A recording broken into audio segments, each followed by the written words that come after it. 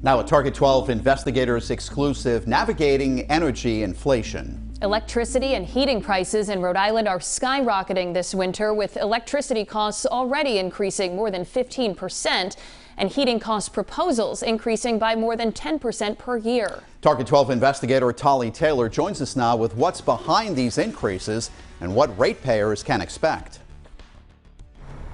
Places like this take station behind me are where natural gas from out of state links with the network that ultimately heats and lights people's homes here in Rhode Island. But the natural gas running through these pipelines is now more expensive than ever. As president of the Rhode Island Hospitality Association, Dale Venturini says she's fielding calls from concerned business owners or workers every day. I talk to people all day long. They're scared. Venturini says several local hotels shared their bills from 2019 and so far in 2022. She says they saw their electric costs go up about 45% and heating costs go up more than 30%.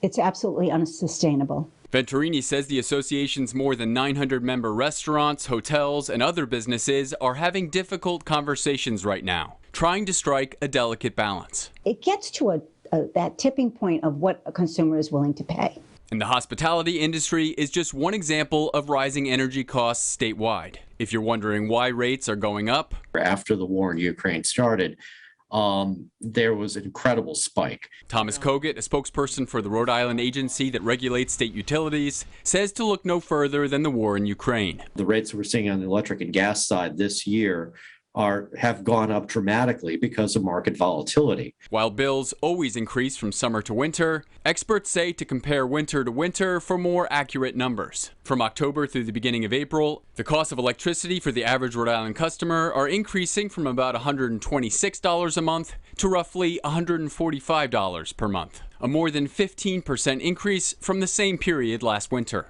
And proposed heating costs set to take effect November 1st would increase bills for the average customer from about $126 per month to roughly $140 a month, a more than 10% increase from the previous year. Rhode Island State Representative David Morales has been vocal in criticizing the rate hikes, going so far as to speak out at this September Public Utilities Commission meeting where the new electric rates were approved. I'm shocked that there was not some form of mitigation or negotiation that was made with Rhode Island Energy where the rate hike wouldn't be as high. But Kogut says the PUC and Rhode Island Energy aren't to blame. To people who say that the PUC could have refused this rate hike, you say what?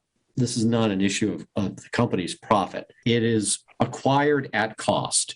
Kogut says the way the law is written, Rhode Island Energy can't make a profit off of the supply of electricity and heating, only off of the delivery to customers. What you're saying is that they're not making any profit off of the delivery as it stands right now.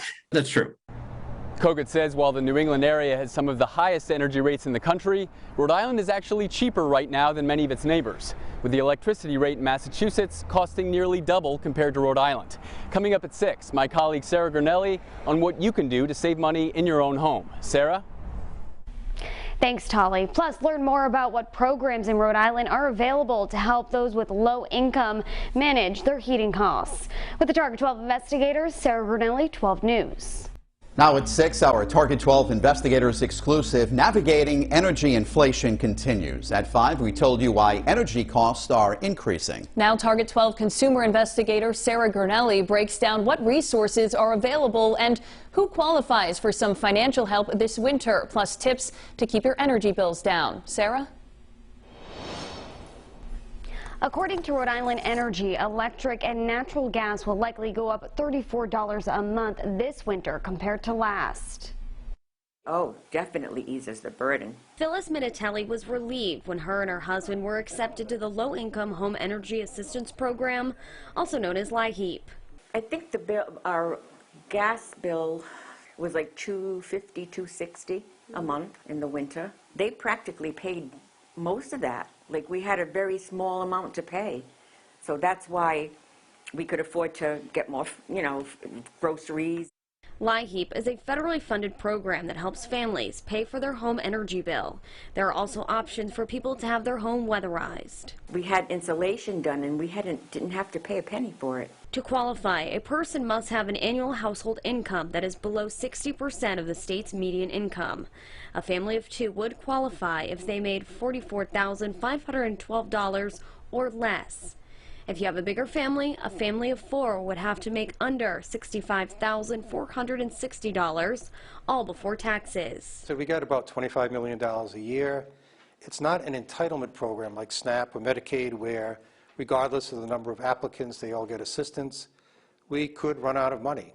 Frederick Sneesby, administrator of the Department of Human Services, says those who need assistance should apply as soon as possible. The program is expected to see a high volume of applicants this winter. Last year, about 26,000 households in the state participated in LIHEAP. This year, we're anticipating 35,000 households. For those who don't qualify for programs like LIHEAP, customer advocate of Rhode Island Energy, Samantha Perez, says people can opt into a budget billing plan. The bill gets broken down into 12 payments to offset the costs associated with winter heating and summer air conditioning peaks. Customers get placed on a fixed monthly amount. The payments are determined what their average bill is. There are things ratepayers can do to reduce their energy consumption. Most know to use natural light or unplug appliances to cut down on energy costs. You can also conserve energy by reversing your ceiling fan so the blades spin clockwise. That will push the hot air into your home. And lower your water heater to 120 degrees. Having the water heater up too high could waste up to $61 annually from heat loss. It's recommended to keep your thermostat set to 68 degrees in the winter. If you lower your thermostat by 1 degree for at least 8 hours a day, you can reduce your energy bill by 1%. That's according to the U.S. Department of Energy. You can get a free home energy assessment through Rhode Island Energy. For more information, head to our website, WPRI.com. Sarah Grinelli, 12 News.